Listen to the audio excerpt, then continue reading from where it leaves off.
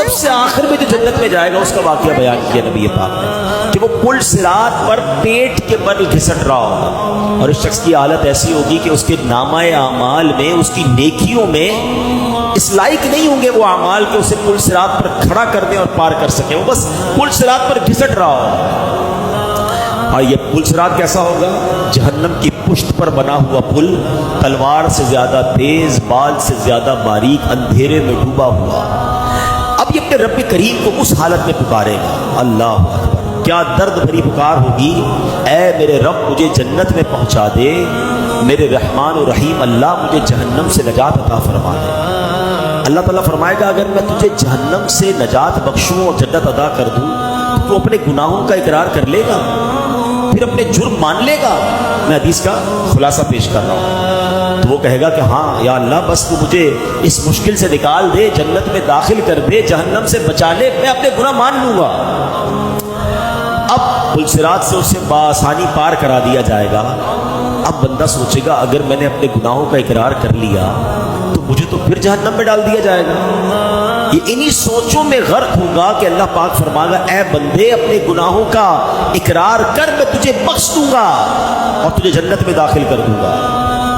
مگر وہ کیسا بندہ ہوگا؟ وعدہ کرنے کے باوجود کہے گا مولا تیری قسم میں نے تو کوئی گناہ کیا ہی نہیں، میں نے تو کوئی گناہ نہیں کیا، نہ مجھ سے کوئی خطا ہوئی ہے۔ اللہ پاک فرمائے گا اے بندے میرے پاس تیرے خلاف گواہ ہے۔ وہ ادھر دیکھے گا ادھر دیکھے گا، عرض کرے گا یا اللہ گواہ کدھر ہے؟ گواہ تو کوئی بھی نہیں، میں اکیلا ہوں۔ اللہ پاک اب اس کی جلد کو، اسکن جلد کو حکم دے گا اور وہ اسکن جو ہے، وہ جو جلد ہے، وہ اس کے صغیرہ گناہ بیان کرنا شروع کر دے گی۔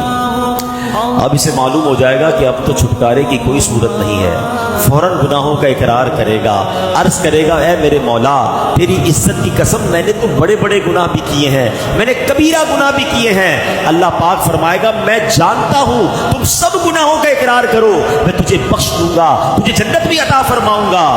بس وہ اپنے سارے گناہوں کا اقرار کر لے گا، اقبال جرم کر لے گا، اللہ کریم اسے جنت میں داخل فرما دے گا، اس کے سارے گناہ معاف فرما دے گا۔ نبی پاک علیہ الصلوۃ والسلام فرماتے ہیں یہ سب سے کم رتبے والا جنتی ہوگا۔ اے میرے پیارے اسلامی بھائیوں ذرا سوچئے، پل صراط سے گزرنا، محشر کا دن، اس کی وحشت، اور بندہ گناہگار، کس قدر دہشت کا دن ہوگا۔ اچھا دنیا کی عدالت کا کیا دستور ہے کہ اگر آپ اقرار کر لیں، جس کو کہتے ہیں نا اقبال جرم کر لے، تو دنیا میں جو ایکسپٹ کرتا ہے اس کو سزا سنا دی جاتی ہے، مگر رب عز و جل کی کہتے ہیں نا رحمت کے اصول نرالے ہیں، جو اس کے دربار میں گناہوں کا اقرار کر لے، شرمندہ ہو جائے، میرے مولا کی رحمت اسے معاف فرما دیا کرتی ہے۔ تو کہتے ہیں نا شرمندہ رہنا چاہیے، نادم رہنا چاہیے، معافی مانگتے رہنا چاہیے۔ آج کسی کو کہو یار آپ غلط کام کرتے ہو، میں کہاں غلط کرتا ہوں، وہ تیاری نہیں اپنی غلطی ماننے کے لیے۔ اللہ کے نیک بندے شرمسار رہتے ہیں، نادم رہتے۔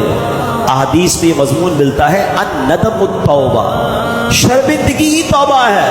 شرم ہی تو نہیں آتی نا، گناہ کرتے پھر بھی اسرے ہوتے ہیں۔ کوشش کرے کہ اپنے اندر شرم